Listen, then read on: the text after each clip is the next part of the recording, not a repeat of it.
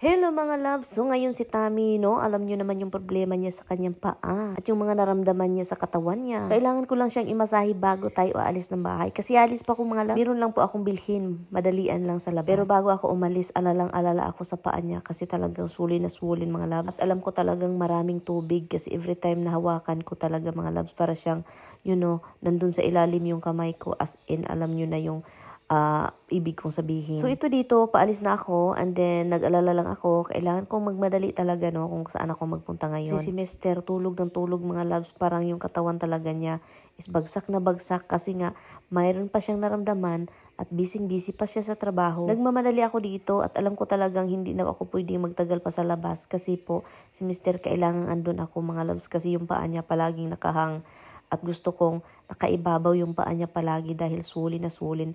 At ayaw niya tulungan yung sarili niya. Uy, iwan ko na lang si Batman talaga mga loves. So tara mga loves, samahan nyo na lang ako doon. At kakunti lang yung nabibilhin ko.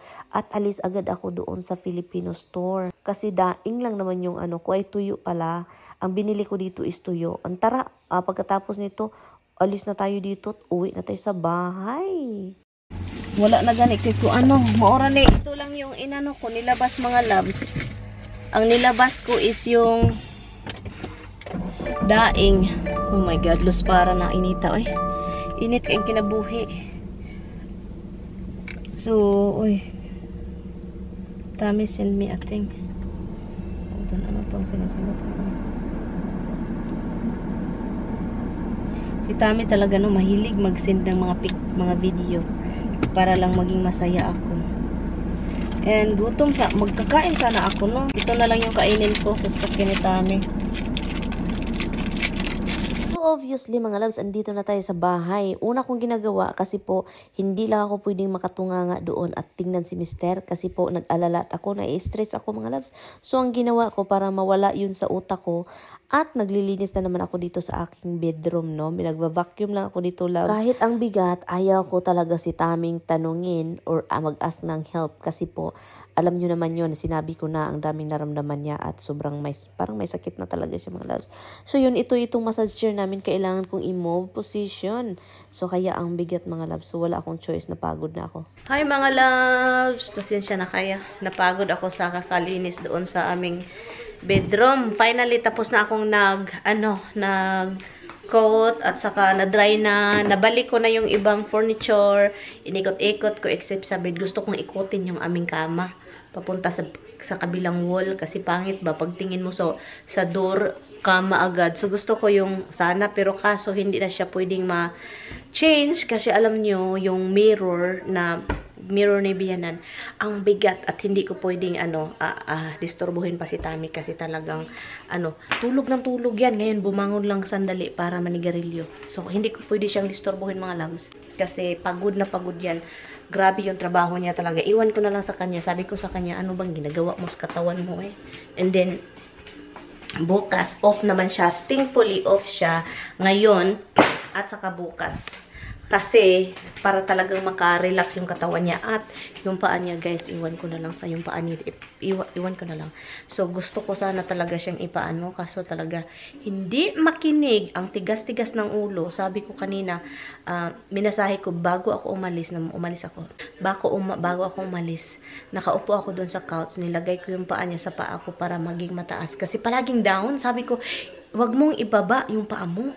Yung dalawang paa mo na ngayon, isa lang man yung nagsuwolin. Ngayon, dalawa na mga loves. So, sabi ko sa kanya, grabe ka talaga. Hindi, wag ka talagang pakialam nun.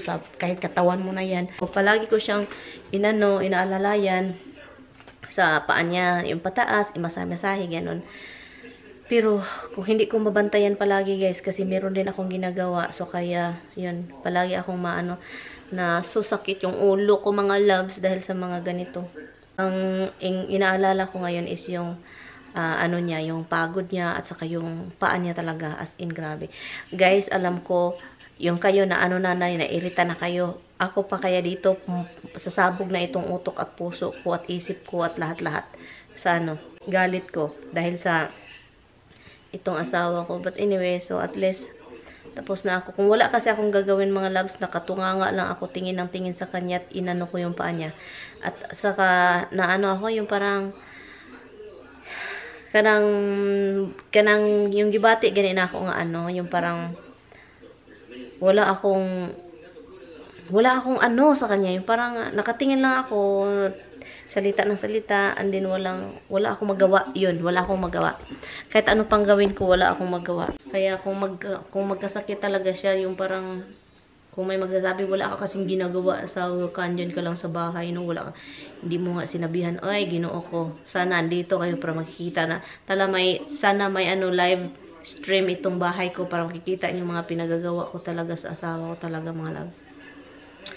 Paminsan, hindi na yan siya sasagot, mga loves, sa mga pinagsasabi ko. Paminsan, magsasabi na lang niya siya, yeah.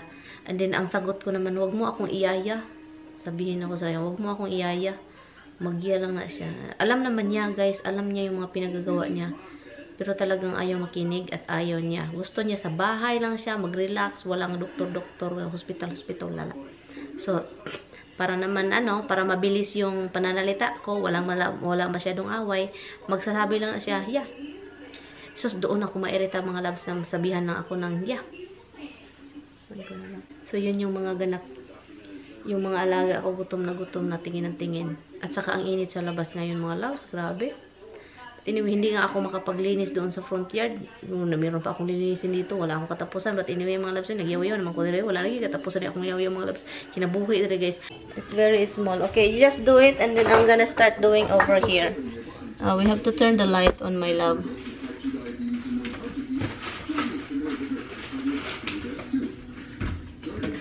So, I guess mag-Jollibee ako, mga loves. And since si Tammy, yung leftover niya na steak. My baby Tammy mo is very not listening. Always not listening to me. And you know what happened, Hala? What did you do? Why you carry it that way? Okay, so that means it's gonna be overcooking. Well, I'm just gonna heat it, quick heat in the hot temperature. Look at your son, Han. Oh, mga leftover kami kasi ang daming leftover namin dito.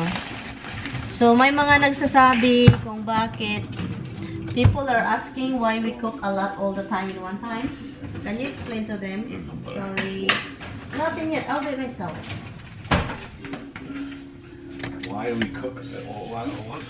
Yeah, like it's only like 3 people, 4 people can eat. If we have leftovers, we'll just cook it the next day. Yes, that we're not cooking the next day, or when we don't feel like cooking. So that's the reason. And in the Philippines, we don't do like leftover. If there's a leftover because there's a party, if there's a leftover because you you have a lot of food. I'm gonna do it hot. That you will be. Han, why you don't trust me, love? What? No, I was just gonna do it. We'll just put Kathy grab at it.